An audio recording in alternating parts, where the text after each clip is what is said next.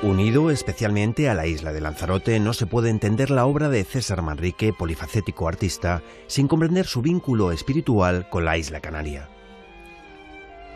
De su especial manera de entender la vida, de su faceta creativa y de cómo velaba por la necesidad de proteger el entorno en el que había crecido, trata el imprescindibles que veremos en unos minutos.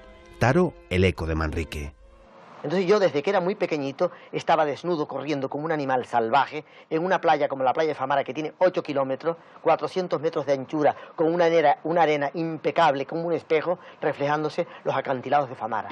Yo desde niño estaba fascinado ante la gigantesca belleza de la propia naturaleza de Lanzarote. Vitalista, luchador incansable, vehemente, creativo, la personalidad de César Manrique es la de un visionario que en los años 60 ya transmitía revolucionarias ideas sobre sostenibilidad en una España que quería viajar a toda prisa hacia la falsa tierra prometida del desarrollismo. Una personalidad que inunda el espacio que le rodeó y a aquellos que trabajaron con él, insuflándoles el mensaje esencial de una existencia en permanente tránsito desde la estética a la ética. Entonces para mí la teoría es aplicar el arte a la vida y aplicar el arte a todo, como ha hecho Underwasser en Viena o también Joseph Beuys en Alemania, que es plantar 25.000 árboles, que me parece una obra mucho más artística que hacer 2 exposiciones de pintura.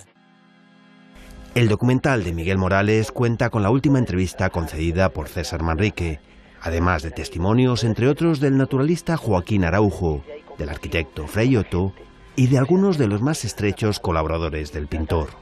Yo, por supuesto, no sabía que seguramente sería la última entrevista que diera. Uno de los valores de este trabajo es que su realizador se aleja de la manera clásica de presentar testimonios, aportando ritmo y profundidad a la narración con el mero hecho de ilustrarlos intencionadamente. ¿Hasta qué punto puedo yo ayudar? Ahora y desde aquí. Taro, el eco de Manrique, es un trabajo que nos habla de un hombre inmortal que estará permanentemente vinculado a una isla. Un lugar en el que el viajero descubre el deber del ser humano de armonizar su existencia con la del entorno que habita.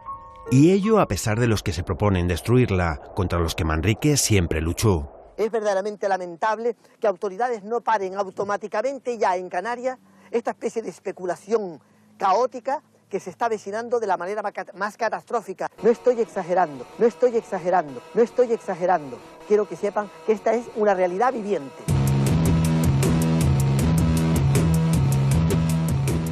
La herencia del genial pintor, escultor, diseñador de espacios y arquitecto permanece viva y se ha convertido en una obligación para todos preservarla.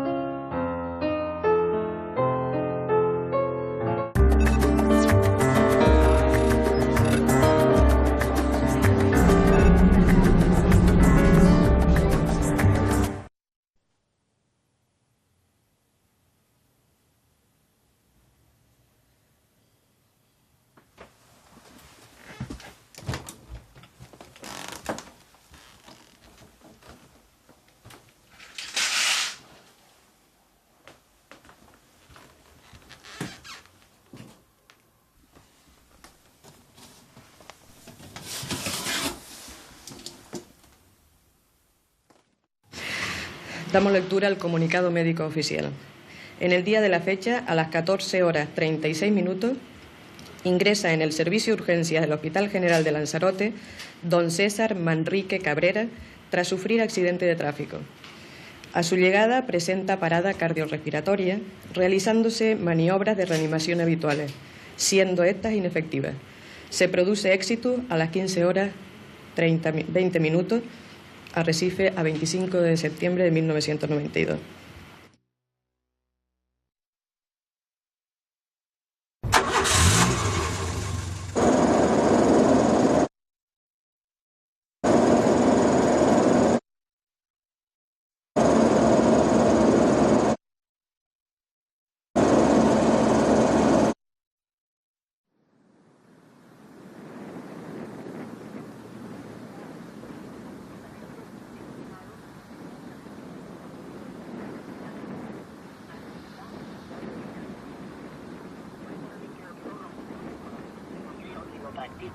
Es que deben aplicar su talento a la vida y a salvar el medio que nos rodea.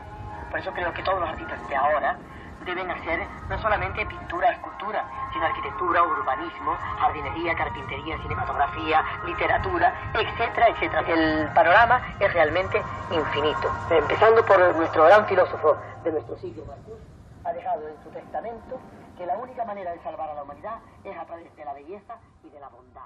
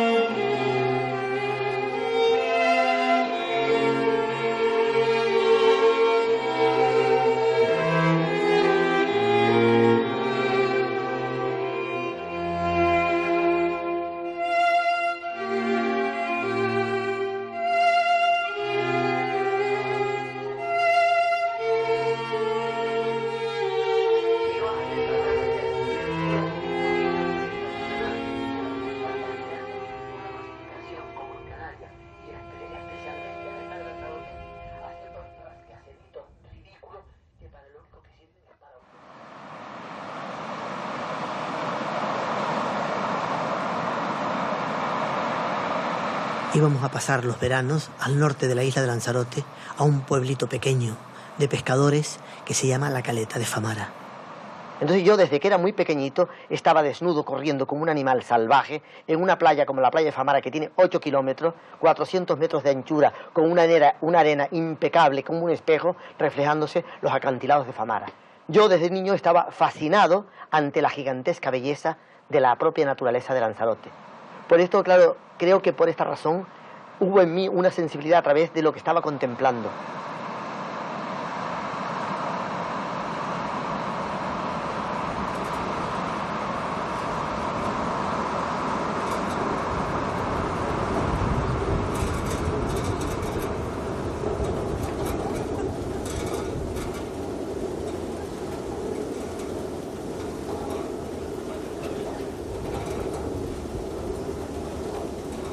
Yo veo el futuro bastante pesimista. Me da miedo realmente si no son capaces de poder reaccionar para salvar la vida en el sitio que nos ha tocado vivir. Yo en mi lugar estaré seguramente luchando, protestando y denunciando hasta que me muera. Soy como un ser eterno, porque no me acuerdo cuando nací y tampoco sé cuándo me voy a morir. En este momento que existo es como si hubiera existido la eternidad.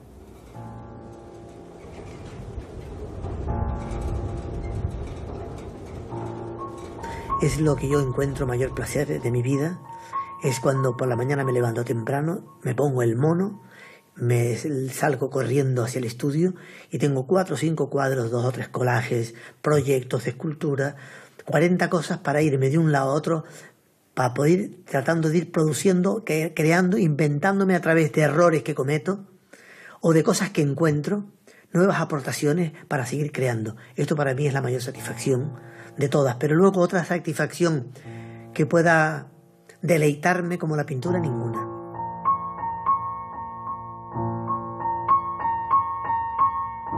César Manrique es inexplicable sin Lanzarote. Se ha dicho también, y a estas alturas todos lo reconocemos, que Lanzarote resulta inexplicable sin César Manrique. Y eso es así porque el sistema sanguíneo de César es la isla. Dice José Juan, es que cuando están en una montaña, están destruyendo la montaña, es como si me hiciesen una herida en mi cuerpo y me duele y es mi forma de reaccionar.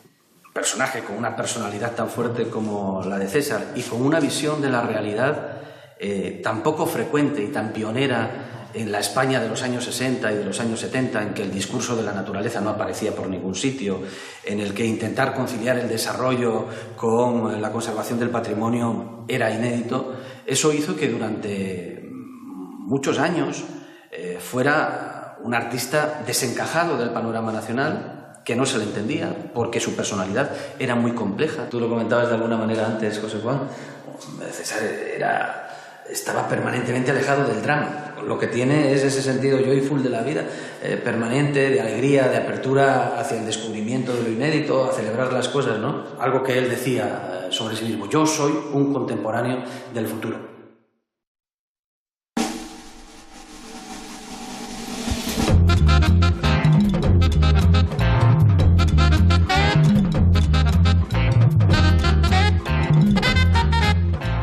Nace en esta isla en 1920. A los 22 años hace su primera exposición en Arrecife. Después ya desarrolla una actividad artística muy intensa en Madrid, pero en 1968, él ya tiene aproximadamente 48 años, regresa a Lanzarote. ¿Por qué ese retorno? Bueno, es natural que después de haber trabajado intensamente, sobre todo en mi última etapa de mi quehacer artístico en Estados Unidos, en Nueva York, estuve trabajando durante 4 años y claro, es una ciudad enormemente dura y sobre todo demasiado aniquiladora hacia el hombre, porque es demasiado tremenda Nueva York. Y siempre tuve la intención de regresar a mi isla, porque sabía que en mi isla había una serie de productos paisajísticos que no eran normales en otros sitios.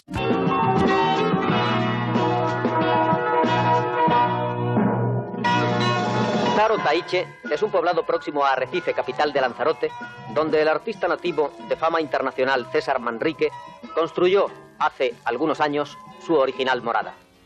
En las primeras horas de la mañana, César da un paseo acompañado por su perro y llega hasta el vecino mar de lava petrificada consustancial en textura y tonalidades con su pintura, que le absorbe buena parte de sus jornadas. Una agradable piscina en la planta baja y unos rincones acogedores para improvisar reuniones gastronómicas de amigos completan la casa de César Manrique, gran artista y propulsor celoso e infatigable de las bellezas naturales de su isla. El nombre de Taro de Taiche fue por haber copiado un poco en las primitivas construcciones de Lanzarote que hacían los pastores para refugiarse por la noche, y el nombre de Taro me parecía muy bonito y por esta razón le he puesto a mi casa Taro.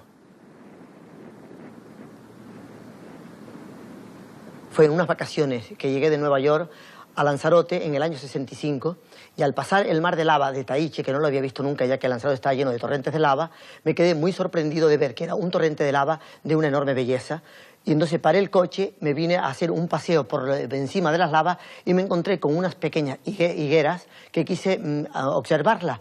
Aparté un poco las ramas y me encontré que había una gran oscuridad debajo, dándome cuenta de que había allí un hueco que no sabía lo que era. Me bajé por las ramas y me encontré que era una burbuja volcánica de unas dimensiones extraordinarias, como un habitáculo para la vida extraordinaria. En aquel momento pensé inmediatamente de realizar mi casa en el volcán de Taiche.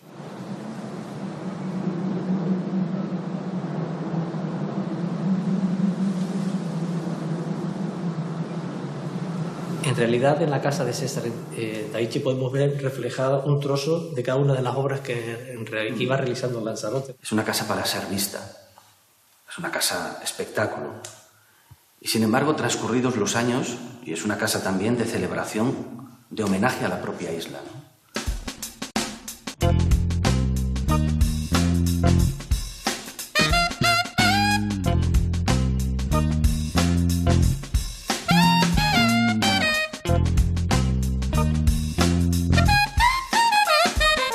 Esa casa fue siempre una isla dentro de la isla. Lo fue en el sentido cultural, lo fue en el sentido de las libertades que permitió desarrollar dentro, lo fue también en el sentido cosmopolita que tenía la casa. Pero también, además de haber sido una isla dentro de la isla, por eso lo fue por la propia concepción orgánica.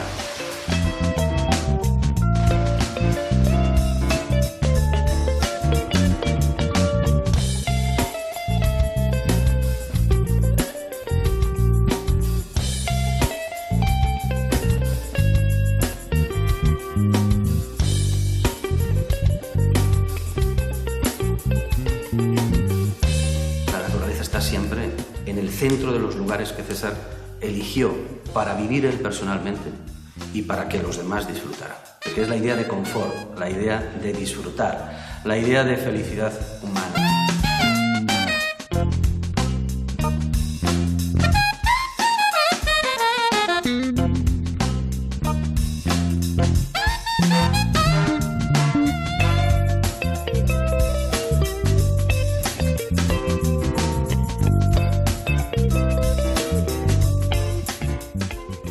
La casa de Arías es todo lo contrario, es una casa campesina con un enorme calor humano, llena de, no sé, de espiritualidad, de encanto natural y de calor humano, realmente, que es lo que más tiene. Yo siempre he tenido una conciencia clara sobre el tránsito y la pequeñez que significa la vida al haber contemplado con mi telescopio las estrellas, el tener un conocimiento aproximado de la significación del tiempo como un ente que no existe, sino que está en el cerebro de nuestras mentes. Y yo siempre he tenido como filosofía que la eternidad es un segundo y un segundo la eternidad. Yo termino de cumplir 71 años de verdad, pero yo mismo no me lo creo, porque como el tiempo en un espacio absoluto no existe, entonces es relativo. Entonces yo creo que tengo la misma edad que el momento que nací. Lo que pasa es que ha habido un pequeño desarrollo que tengo en mi cerebro aproximadamente 25 años, no tengo más. Para mí lo desagradable lo transformo rápidamente en algo vital, en algo que me sirva de apoyo para algo positivo. Era muy divertido, muy entusiasta, capaz de contagiarte su pasión por las cosas, muy vehemente en todo. Era un hombre de blancos y negros, no había tonos intermedios, pero capaz eso de subir al carro, de contagiar, ¿no? Y al mismo tiempo también de condenar radicalmente lo que no coincidía con su visión de la realidad.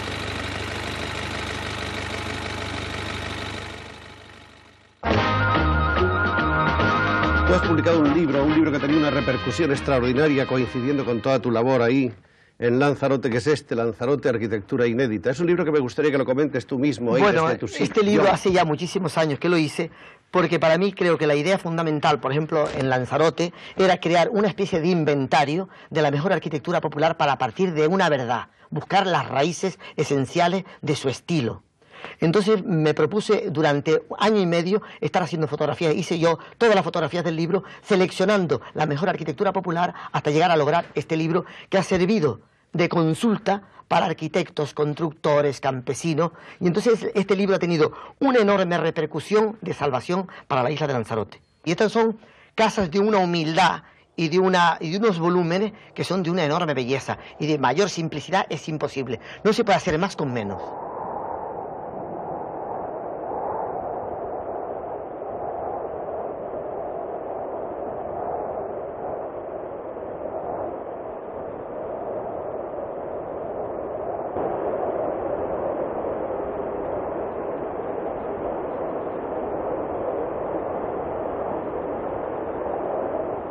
Nadie conocía la isla de Lanzarote.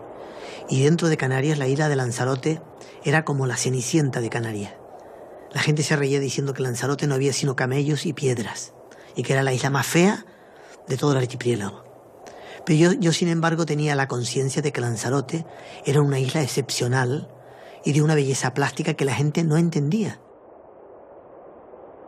Por eso yo quise regresar y poner en evidencia, como poniéndole un passepartout o un marco, para que la gente se diera cuenta de la gran potencia plástica y bella de la isla, y lo he podido lograr.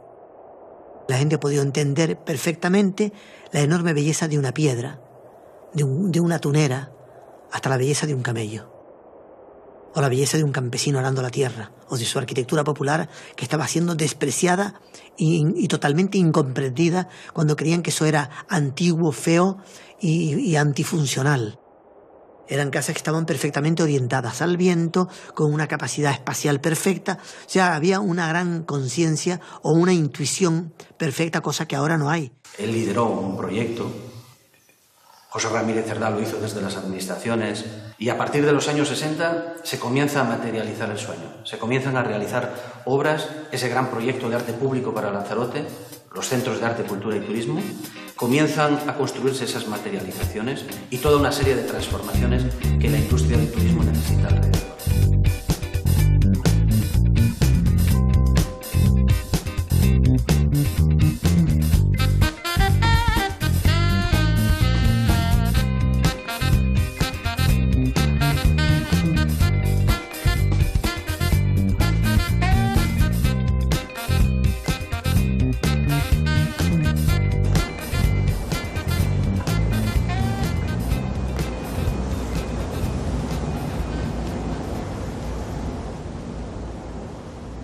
Lanzarote es una magnífica escuela porque la austeridad es una gran pedagoga. El mundo de la naturaleza ofrece la posibilidad de alianzas, de fertilidades cruzadas y mutuas, y Lanzarote es un magnífico ejemplo donde con muy poco, tanto la naturaleza como la cultura han construido un mundo de posibilidades. Hay que ser capaces de entender que hay paisajes con firma. Es el esfuerzo de una cultura sensata y que en estos momentos se desmorona en casi todos los rincones del planeta y que tiene un apellido muy claro y contundente. El mundo rural es nuestro antecesor, es una extraordinaria fuerza creativa, ha inventado cosas tan hermosas como la jeria y ha ensayado modelos de supervivencia que son perfectamente aplicables todavía en el presente y en el futuro. Como el gran poema de Walt Whitman, ¿no? De avergüéncense ustedes de no parecerse a la naturaleza. Este rincón, con esta enorme potencia plástica, ha sido de las cosas que más me han impresionado en mi vida. Yo vengo de vez en cuando aquí para contemplar algo que es como una especie de museo de arte contemporáneo, donde ningún escultor ni ningún pintor es capaz de lograr la textura, el color y la potencia y la fuerza que tiene toda esta inmenso panorámica que estamos viendo. Para mí esto ha sido de una enorme riqueza para enriquecer mi propia pintura, mi propio arte y mi propia fantasía, para poder realizar múltiples formas que aquí están resueltas.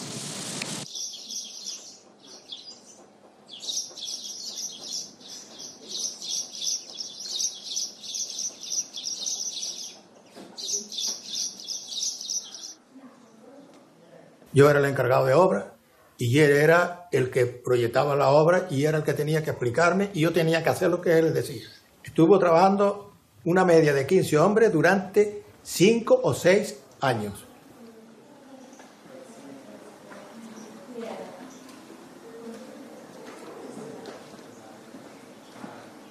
En hacer la obra, el paisaje debería ganar, en lugar de perder por haberse hecho la obra.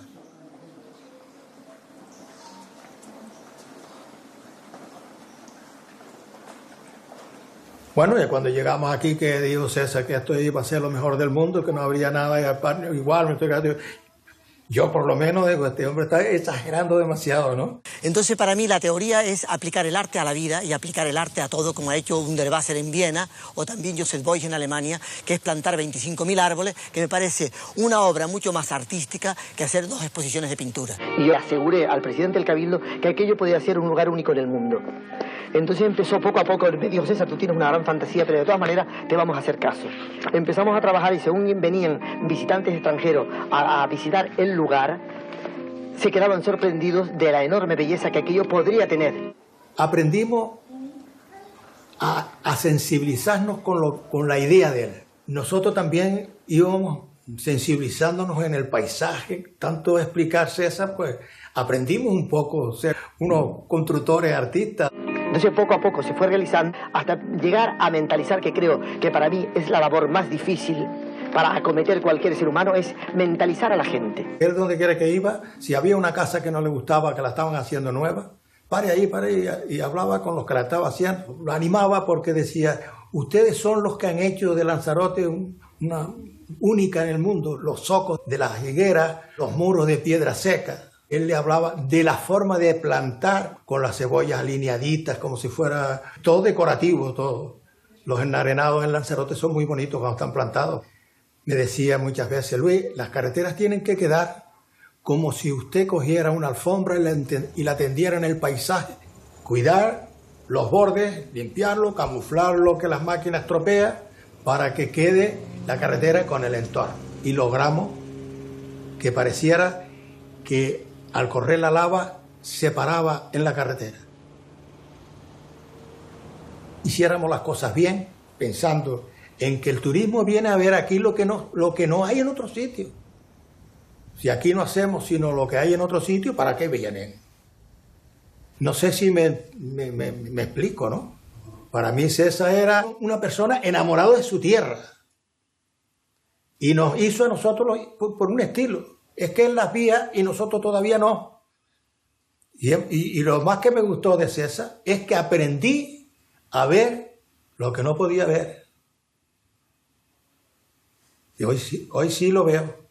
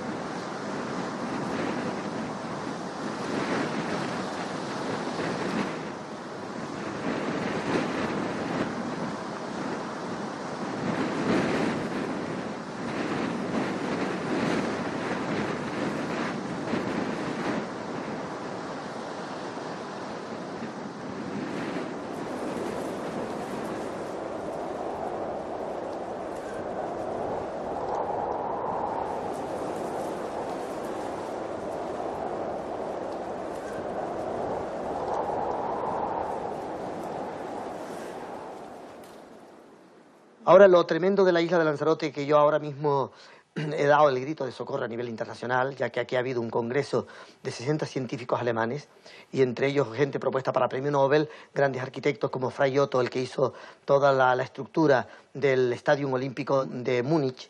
Y esto no cabe duda que ha sido muy importante en un manifiesto que yo he escrito como un grito de socorro, diciendo que Lanzarote va a morir en muy poco tiempo.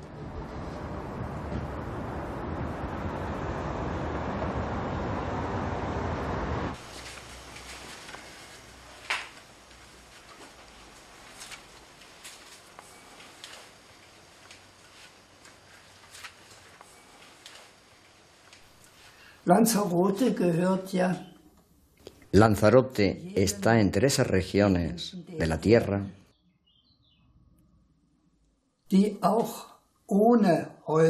que también pueden ser pobladas sin casas ni vestimenta.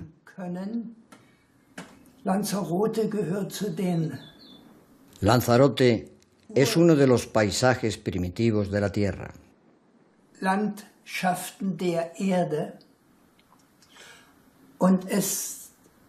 Y ello tiene un significado muy especial para el futuro. Éramos amigos que intentaban entenderse, pero lejos el uno del otro. Pues desde aquí es difícil poder entender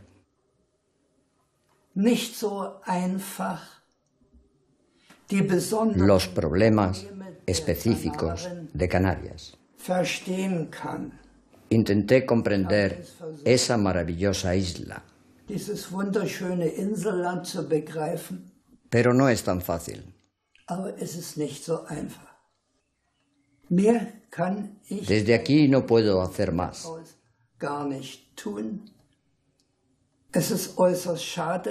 Es una gran pena que César Manrique no siga vivo. Él seguro que hubiera aprovechado el largo tiempo desde su muerte hasta hoy. ¿Hasta qué punto puedo yo ayudar ahora y desde aquí? Es un gran interrogante, ya que no puedo ver y es muy difícil decir algo.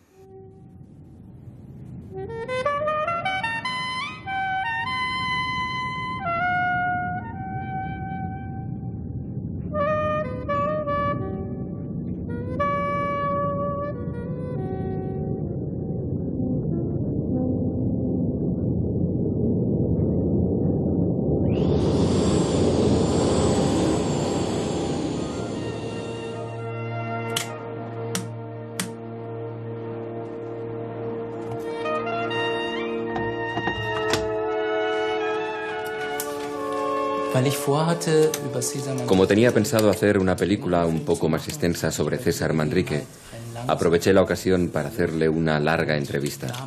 Y creo que creamos una situación muy buena.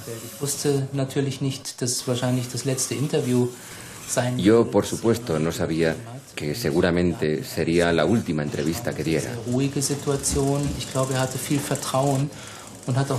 Fue muy tranquila y relajada.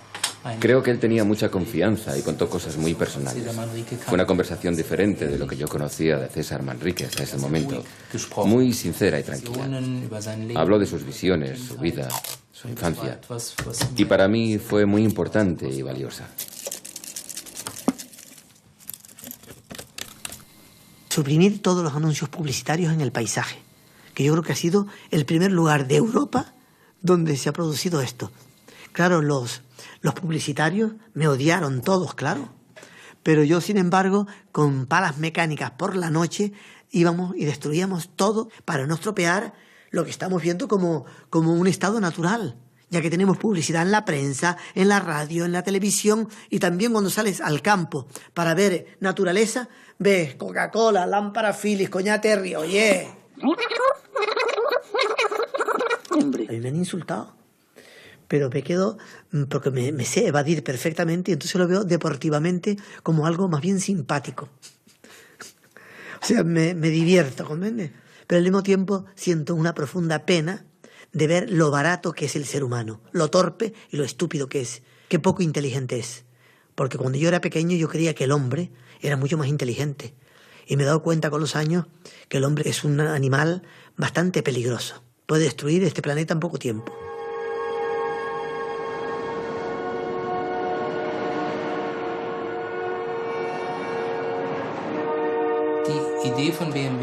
La idea de BMW era mostrar cómo César diseñaba el coche. Y mi idea era ver qué influencias había en él.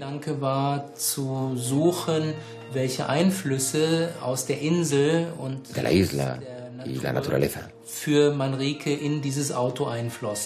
BMW hacía ya unos años que había sacado una línea llamada Arcar, en la que habían participado artistas contemporáneos como Andy Warhol, Roy Lichtenstein, Fran Stella. En ese momento César Manrique ya era bastante conocido en Alemania. Había exposiciones suyas y, por supuesto, muchos alemanes que habían viajado a Canarias y en especial a Lanzarote, donde habían podido admirar su obra. Y por eso era interesante para una empresa como BMW que un artista reconocido como él diseñara un Arcar para ellos.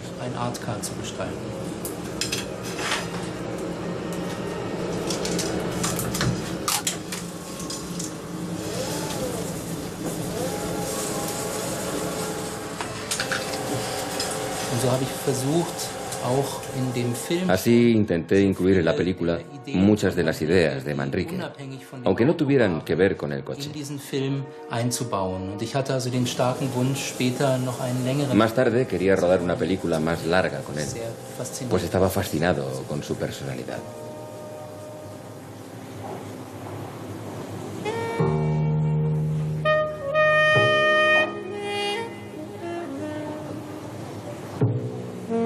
Toda mi pintura está basada en imágenes de la tierra, de los insectos, del mar, del agua, o sea, de todos los elementos naturales.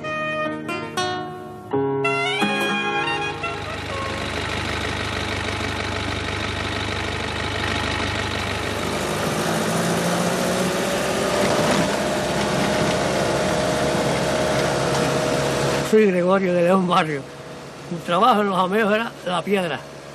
Arrancarla, vete arriba al Malpaís, me busca 10 metros del ajío. Armarla, iba abajo del jameo y volverla a armar otra vez para que los que estaban asentando trabajaran.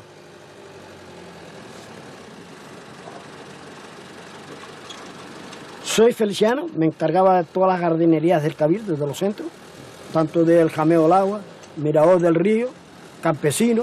Peleaba con los alcaldes, peleaba con todo el mundo, que él lo que quería, las casitas separadas, bien con sus jardincitos. Las plantas de César era la planta canaria. Soy Santiago Hernández y trabajé exclusivamente para don César durante muchos años en los Juguetes del Viento. Como jefe era un gran jefe. Nos cuidaba como hijos porque nos prohibía fumar, todo, o sea, era exagerado. Nosotros estábamos trabajando y llegaba de repente por allí por el taller y cualquier día ahí viene don César, o el viejo, como decíamos nosotros cariñosamente. Lo primero que hacía es esconder cigarros, hasta en el bolsillo encendido a veces, porque él vernos fumar se enfadaba de una forma, pero en serio, no una cosa, no, se ponía, pero que perdíamos toda hasta la sexualidad, que no valdríamos para nada si seguíamos fumando. Fue un gran maestro.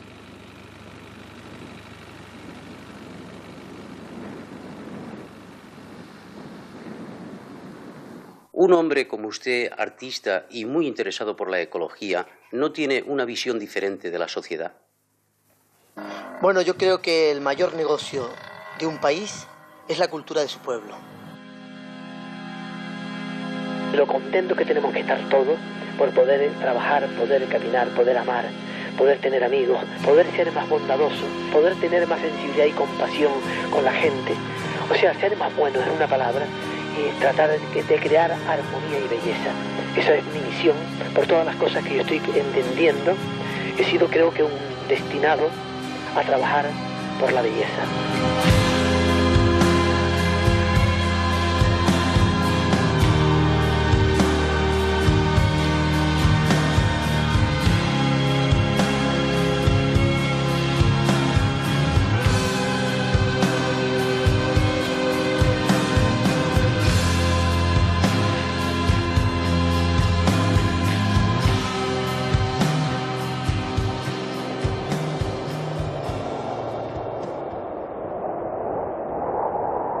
César es una de las primeras personas que en esta cercana historia de nuestro destruir el mundo convierte su toma de conciencia individual en una proposición fundamentalmente ética. ¿Cómo no emplearse activamente en la defensa del entorno si ese entorno no solamente ha hecho posible tus emociones, ha hecho posible tu proyección ante el mundo, ha hecho posible tu propia cultura, tus propias raíces? Sí que convendría, y es ya urgente e ineludible, el que seamos capaces de vivir en vez de intentar domeñar a lo viviente en nuestro entorno. Todo el mundo, todas las especies saben vivir, menos nosotros.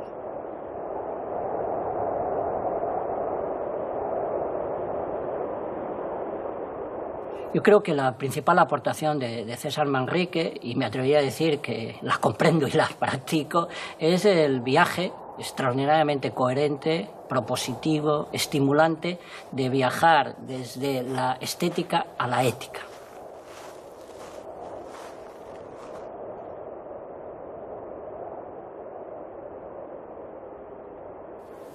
Me pidió un blog que llevaba en el Land Rover Y en el mismo Land Rover hice una raya. Miraba para mí a ver si éramos capaces de hacer, y digo, César, yo creo que sí, que lo podemos hacer. Él explicaba cosas de tal forma que te hacía ver lo que él quería. Al principio no, porque nosotros no tenemos inteligencia para hacer eso, pero que queda estupendamente bien. Él decía, mira, esto lo hago por esto y esto y esto. Entonces me explicaba. Y yo lo iba cogiendo, o sea, como el que dice, grabándolo, para tenerlo en mi persona.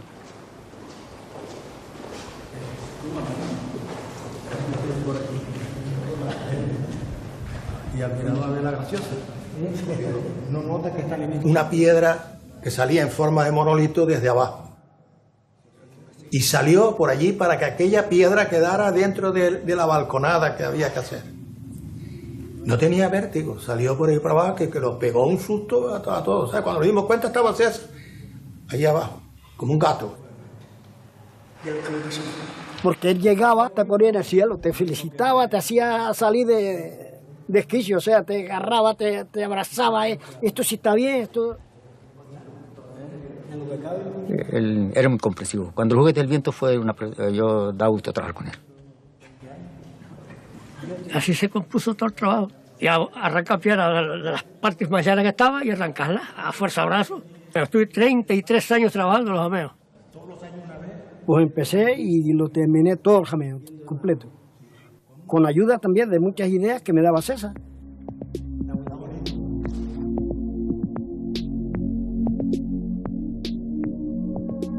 Para mí César fue como un padre para mí. Y un maestro, un gran maestro. Era un genio. Yo todo lo poco que sé, se lo debo todo a él. Que fue una pena muy grande de irse él tan pronto, porque dejó la isla a mitad.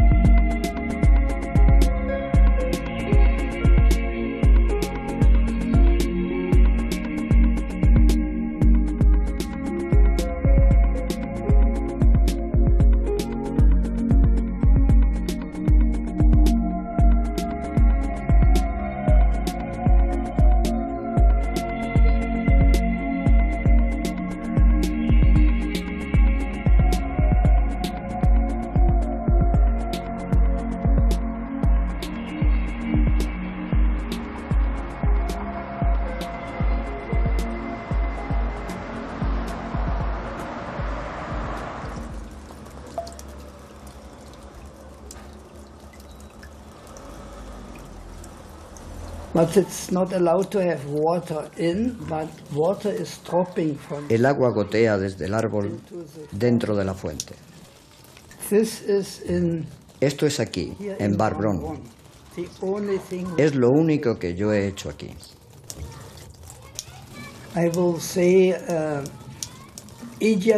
Yo vería una relación idealística con César. César Manrique trabajó como filósofo de la arquitectura. Y eso es lo que a propósito de él yo he recibido.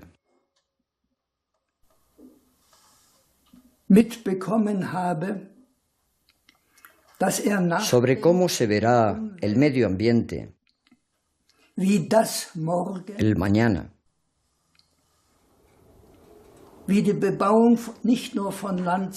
¿Cómo será la construcción en el futuro? No solo en Lanzarote, sino también en todo el mundo. Sobre si hay una arquitectura que se pueda ofrecer al hombre. ¿O debemos tomar otro camino? Juntos nos esforzamos por una arquitectura móvil. Una arquitectura adaptable. Y en ese sentido, lo que César aportó fue importante para el mundo entero. E influenció la arquitectura mundial de forma profunda. Solo espero que el espíritu de César Manrique se mantenga vivo en España. Que haya tanto arquitectos jóvenes como arquitectos experimentados que entiendan la filosofía de César Manrique. Manriques Philosophie verstehen.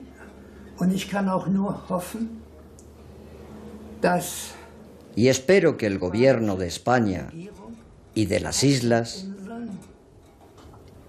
weiterhin siga actuando con el espíritu con el que César actuó. Operiert, dass sie Acht darauf gibt, dass como por ejemplo con la construcción en la costa.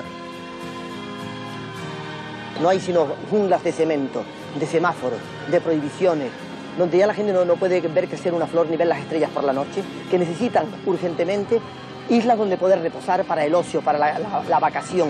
El lujo que significa vivir en Canarias.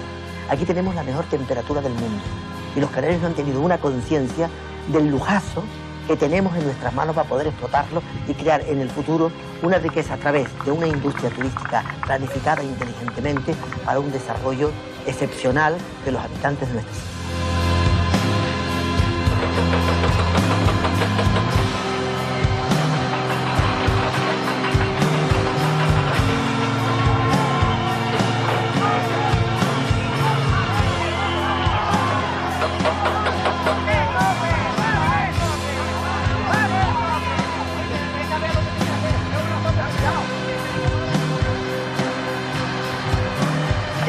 De que las leyes no nos hacen caso ni las autoridades, estamos dispuestos a todo.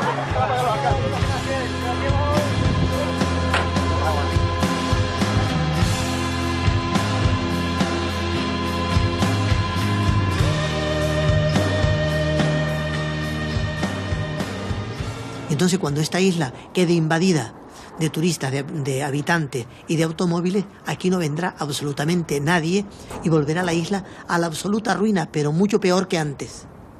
Porque antes estaba en un estado puro, ahora estará podrida la isla. Es verdaderamente triste que después del enorme esfuerzo que se ha realizado en esta isla para elevarla como una utopía a alto nivel internacional de prestigio, que ahora autoridades, políticos y gobiernos no tengan la visión clara del futuro para darse cuenta de que Canarias puede llegar a estar casi todo como esta especie de caos, de basura, rechazante a cualquier persona que tenga un sentido del confort y de la maravilla que significa la vida. La isla de Lanzarote está siendo destruida y no digo exageraciones como han creído en el artículo mío del Spiegel. Es una auténtica realidad y me he quedado corto al lado de esta tremenda realidad que ustedes están viendo. Es verdaderamente lamentable que autoridades no paren automáticamente ya en Canarias esta especie de especulación caótica que se está avecinando de la manera más catastrófica. No estoy exagerando, no estoy exagerando, no estoy exagerando. Quiero que sepan que esta es una realidad viviente.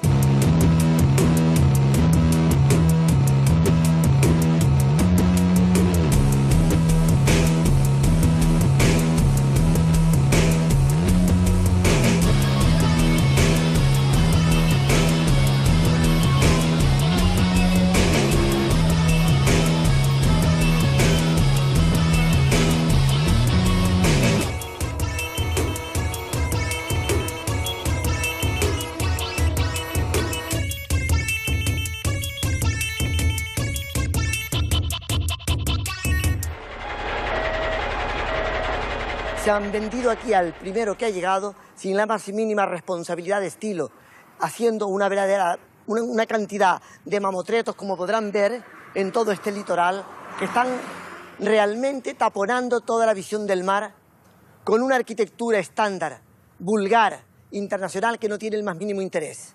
¡Qué ejemplo de arquitectura, señores!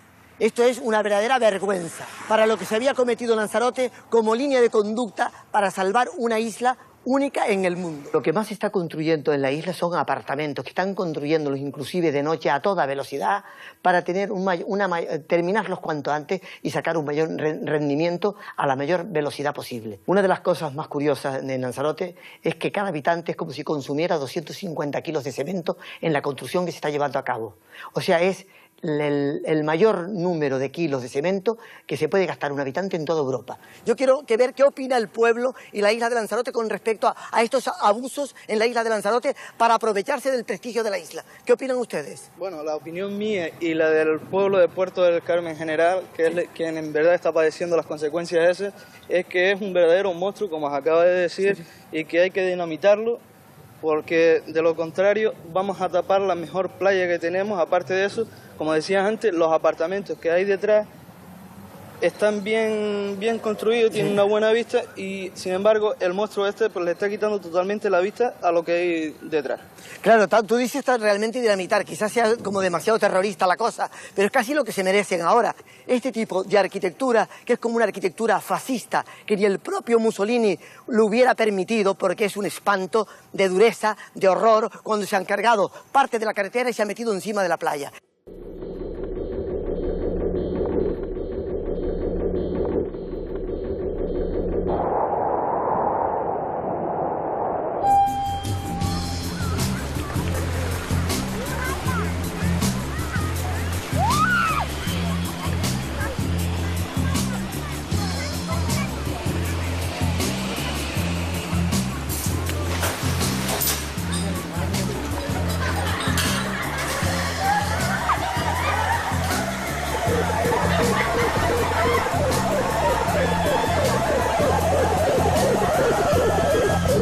Quiero aclarar una cosa que creo que es importante.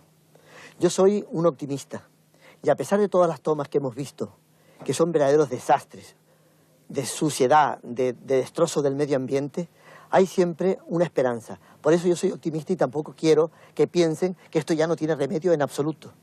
Esto es exactamente igual que cuando después de la Guerra Mundial a Berlín lo arrasaron. Ha habido siempre una esperanza y han reconstruido una ciudad extraordinaria como lo pueden ser la mayoría de los pueblos alemanes que fueron destruidos. Pues esto, a pesar de que destruyamos absolutamente las Islas Canarias, siempre hay una esperanza de hombres con fantasía, de hombres de buena voluntad y con entusiasmo para poder salvar lo que nos queda. César tenía por un lado la idea de un turismo suave, uno que no destruyera la isla. Y por otro lado, luchó contra la aberración, el exceso, contra aquello que iba en contra de sus ideas.